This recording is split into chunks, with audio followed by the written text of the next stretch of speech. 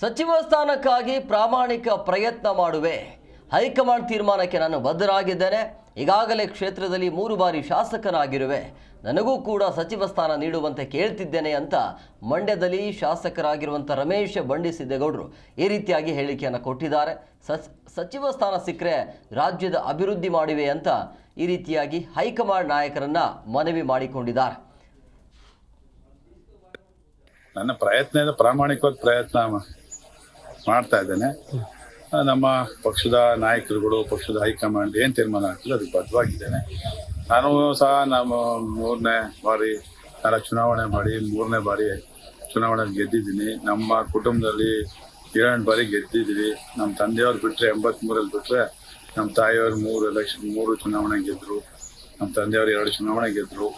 ನಮ್ಮ ತಂದೆಯವರು ಒಂದು ಅಲ್ಪ ಕಾಲ 6 ತಿಂಗಳು ಬಿಟ್ಟರೆ ಸಚಿವರಾಗಿ ಕೆಲಸ ಮಾಡಲಿಕ್ಕೆ ಒಂದು ಅವಕಾಶ ನಾನು ಕೇಳ್ತಾ ಇದ್ದೀನಿ. ಕೊಟ್ಟರೆ ಪ್ರಾಮಾಣಿಕವಾಗಿ ಜಿಲ್ಲೆಯನ್ನೆಲ್ಲ ರಾಜ್ಯದಲ್ಲೇ ಅಭಿವೃದ್ಧಿ ಪಥದಲ್ಲಿ ನನ್ನ ಕಲ್ಪನೆ ಏನಿದೆ, ನಮ್ಮ ಜಿಲ್ಲೆಯನ್ನು ಮಾದರಿ ಜಿಲ್ಲೆ ಮಾಡಬೇಕು ಅಂತ ಹೇಳಿ ನನಗೆ ಕನಸೇನಿದೆ. ಆ ಕನಸನ್ನ ಗ್ಯಾರಂಟಿ